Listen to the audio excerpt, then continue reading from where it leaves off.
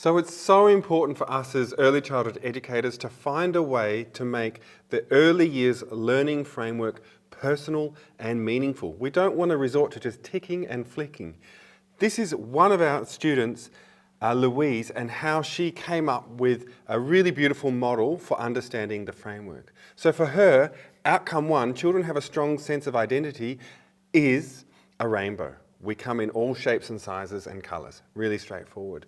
Outcome two is children are connected to and they contribute to their world. So she's got this beautiful picture of a planet and children all around that. And again, it is our planet. We cannot remove our existence from the health and well-being of our planet. So children must be connected.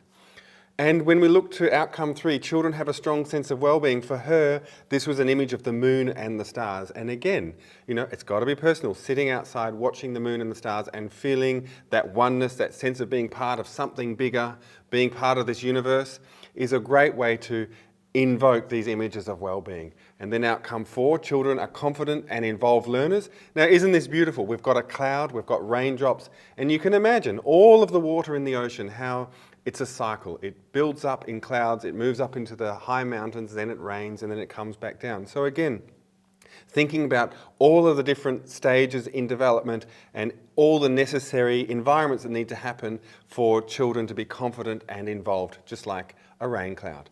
And then outcome five, children are effective communicators. And again, this is like the sun. It's the light that shines on everything and helps us see and understand everything in our world. So again, this is a really beautiful way that Louise has been able to make the early years learning framework personal and meaningful for her, and it's going to really help when it comes to wrestling with child development and doing your story park or thinking about all the different outcomes when you're doing your learner stories.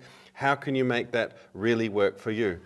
So again, Louise has made this framework as part of a mobile. It's hanging up in her service, and she's got these babushka dolls from the rainbow, the world, the moon and the stars, the rain clouds, and the sun shining on communication. So all the people dancing around the light. Again, just a really beautiful way to demonstrate.